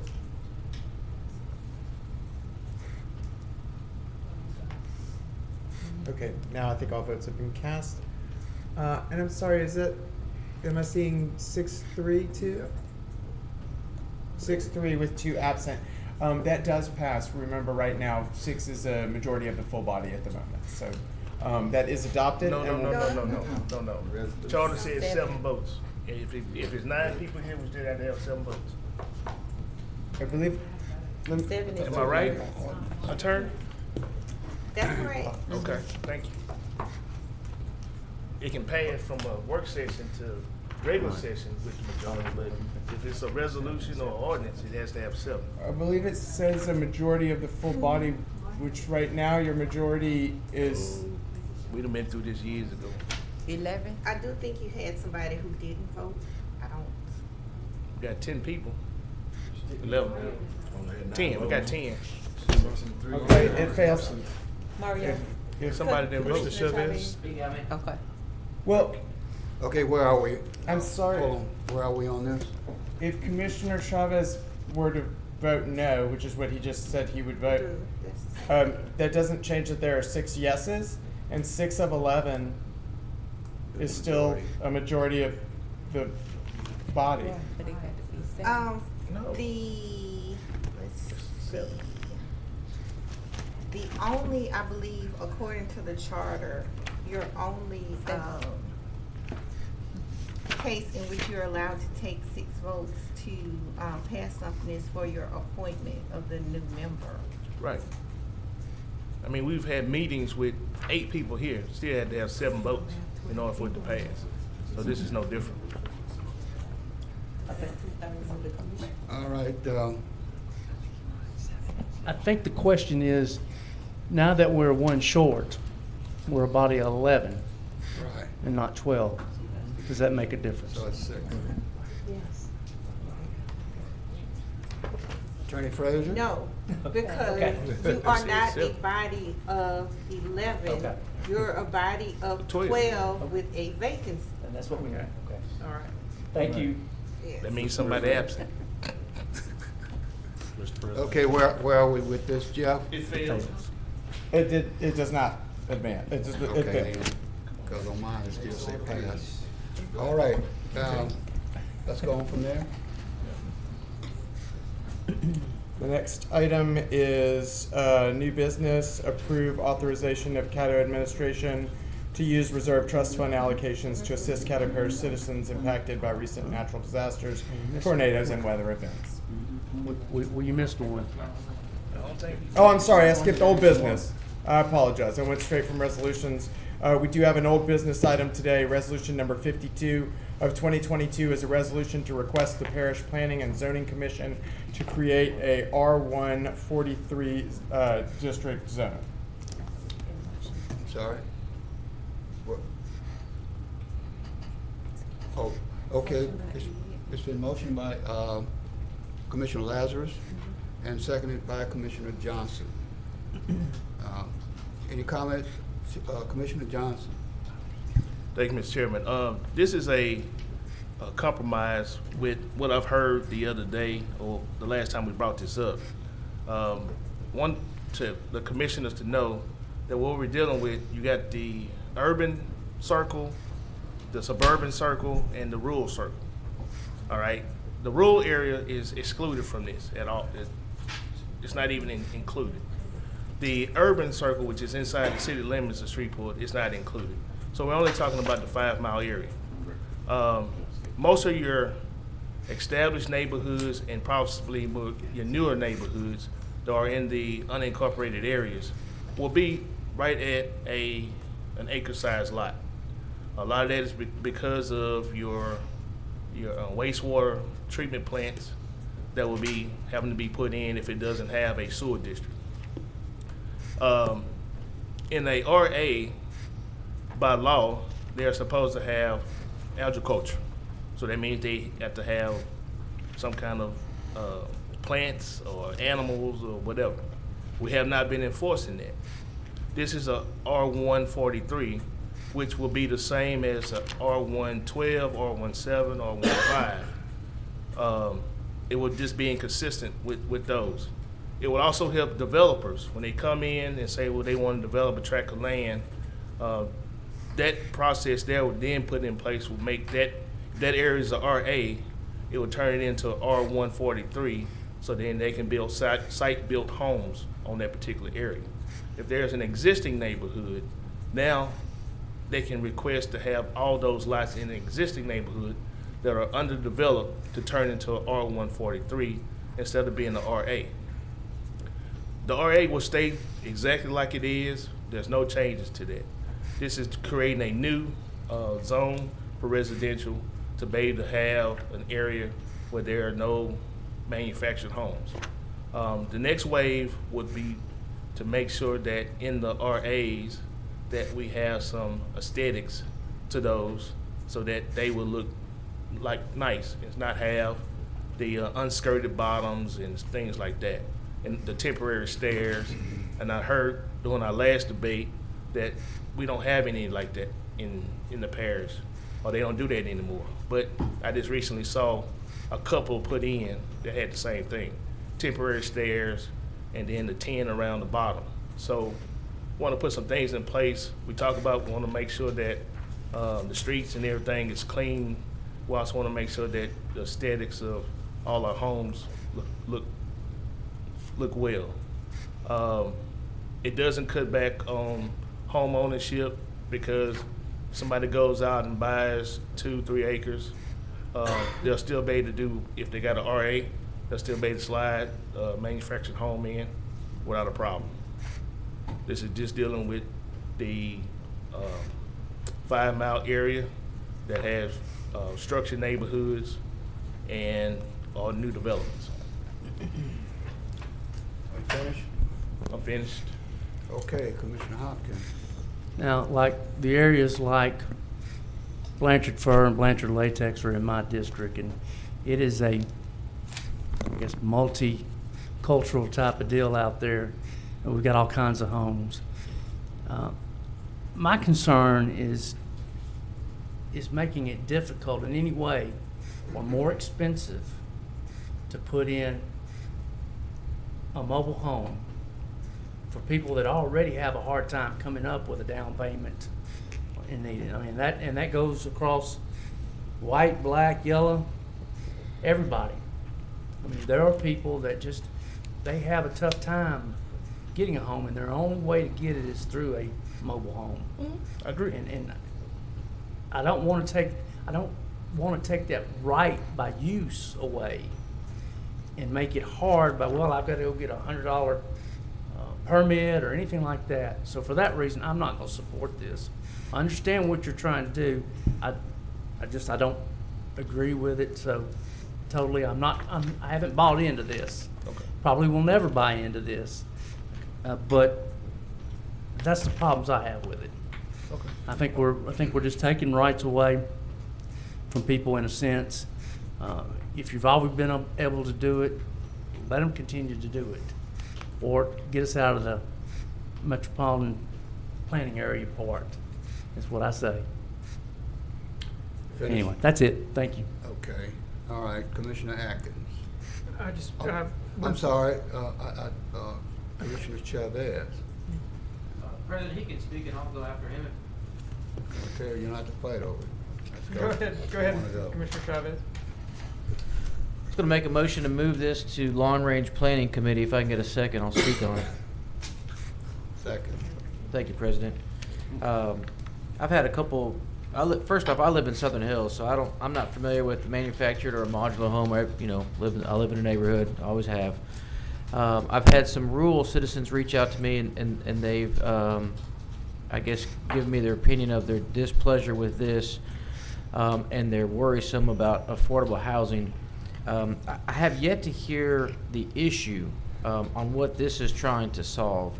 I do have some manufactured home retailers here, and to me, it doesn't sound like they're in support of this. And I've had a number of people reach out to where I think it'd be beneficial for all of us to sit down in a committee, figure out what is the underlying issue that we're trying to solve, have the industry experts here, have the rural community here because they're not here, have Mr. Alan Clark from the MPC here, and figure out if we can come to a common ground and identify what is the issue, and then have the solution laid out. Because I'm not sure what solution we're solving with this. I've just heard people against it, and I think sitting down at a committee, not here but with people and with people from the industry would be the best case scenario. So I think we should move forward with that and not act hastily and put something in place that may harm people for getting affordable housing. Thank you, President. Okay, Commissioner Johnson, is this referencing the last motion that we made here? Yes. Okay. All right, so for one, I think we as commissioners have to be educated on what we're talking about. Because if a rural person says they totally against this, you should be telling them it has nothing to do with you. This does not have anything to do with the rural area, for number one. Second question, I will ask each one of you, what's the difference between a modular and a manufactured home? And if you can tell me that, then I can pretty much drop this whole situation. Okay, well, we're not asking All right. questions today. That's a rhetorical question. My understanding of it is one is brought in on wheels and left. The other one, the modular, is brought in pieces and put together. That's wrong. Okay. From the outside, they look the same. The only difference is the code in which the wiring and the plumbing is done to it. That's it. So HUD regulates one, city, government, parish regulates the other one.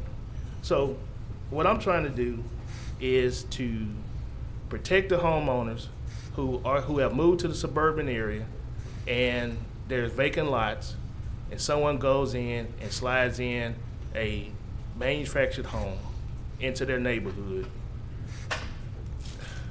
Even if they slide in a modular home into the neighborhood, it affects their property value. On a manufactured home, it does not affect their property value, but the perception is until everybody is educated, they won't know that.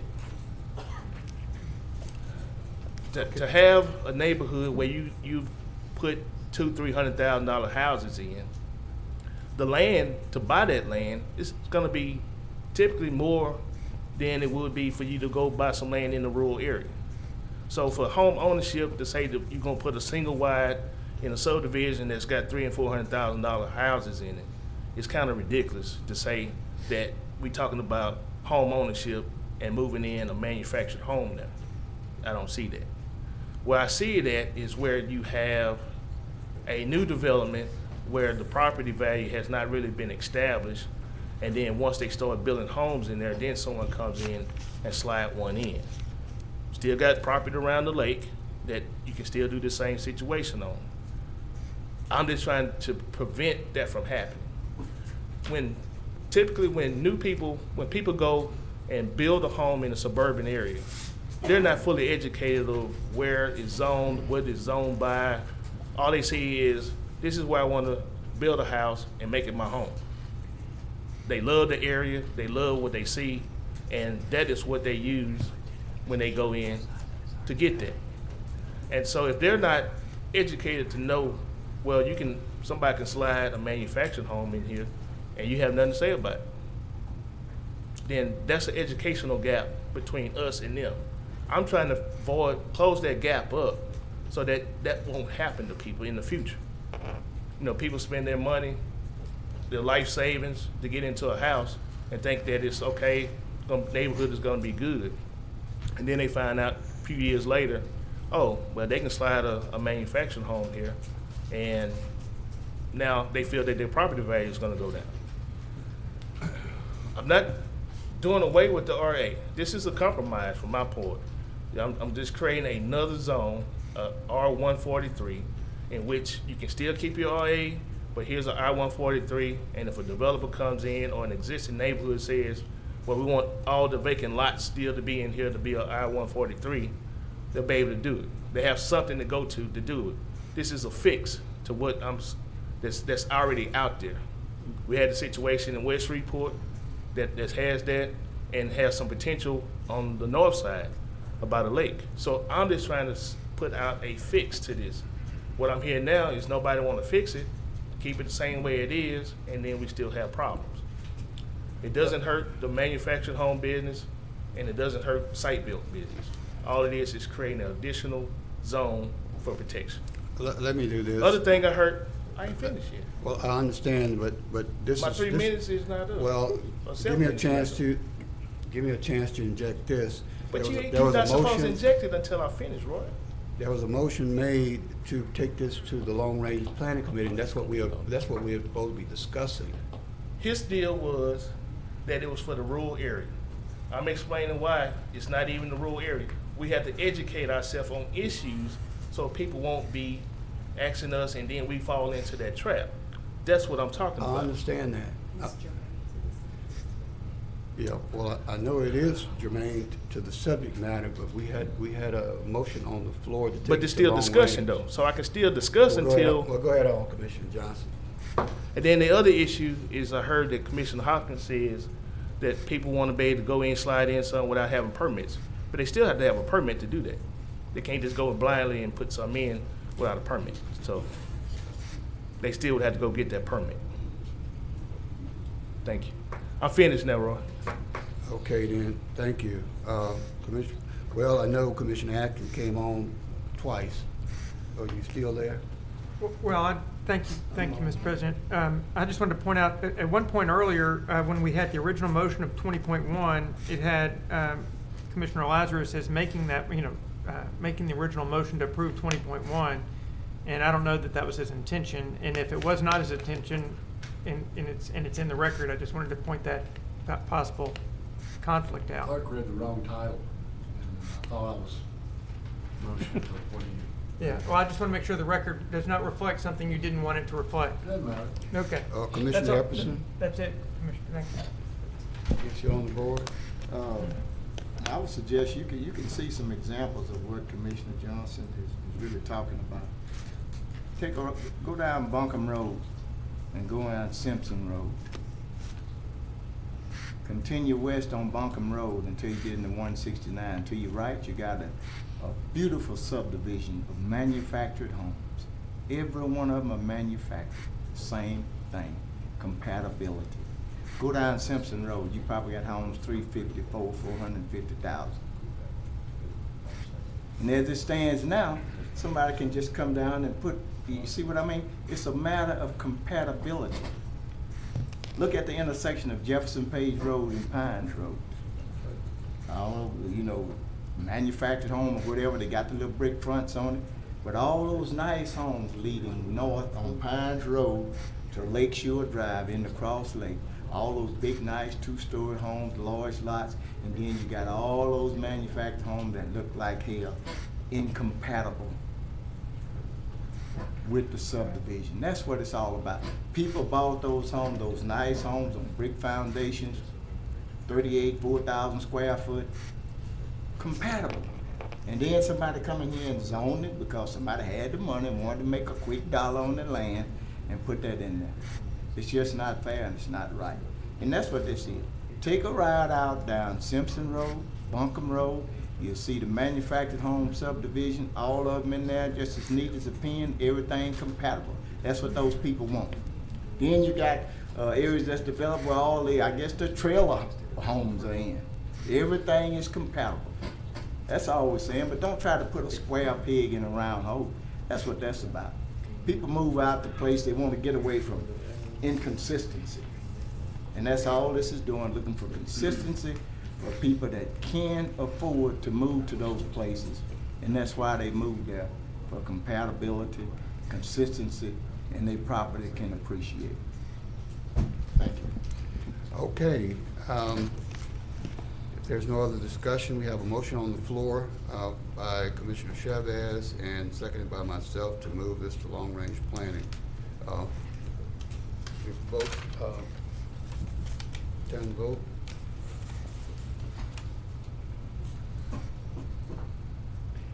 And that motion does not carry with 6 in support, 4 in opposition, and 1 absent. Okay, go ahead on, Jerry. So there's at this point no motion. That was a Go back to substitute the main motion, right? Substitute motion? I think it's back to Commissioner Lazarus. Was it your motion? Well, I think. Oh, are you okay with staying on this? Sure. Okay. So then that would bring us back to the motion to adopt from. Okay, motion to adopt. With Commissioner Lazarus, seconded by. Yeah, let's vote. Commissioner Johnson. Yeah.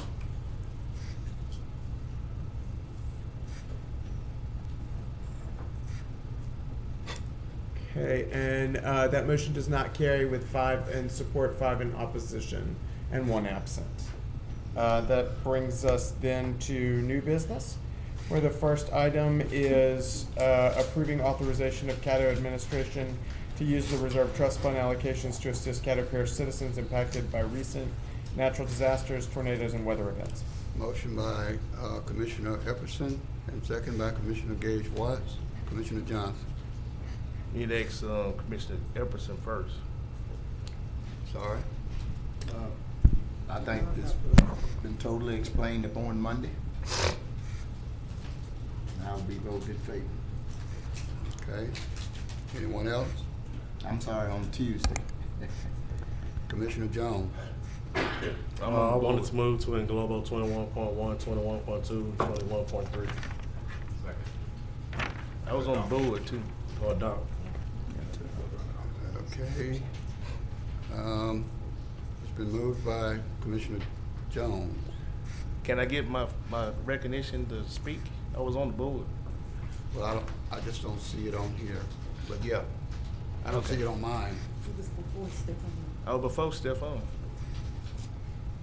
Well, either this is not working or I don't understand it. Either way. So, only thing I was gonna ask is this only covering in the Keyville area, or is it other areas that was impacted by either straight force winds or what they call it? I modified the language based on y'all's request during your conversation on Monday. This is just a directive, so it's not like a resolution. So when y'all made that request to make it broader, I changed the language to reflect that. All right. Anyone else? If not, the motion by Commissioner Jones and seconded by Commissioner Hopkins, according to my pad. We vote.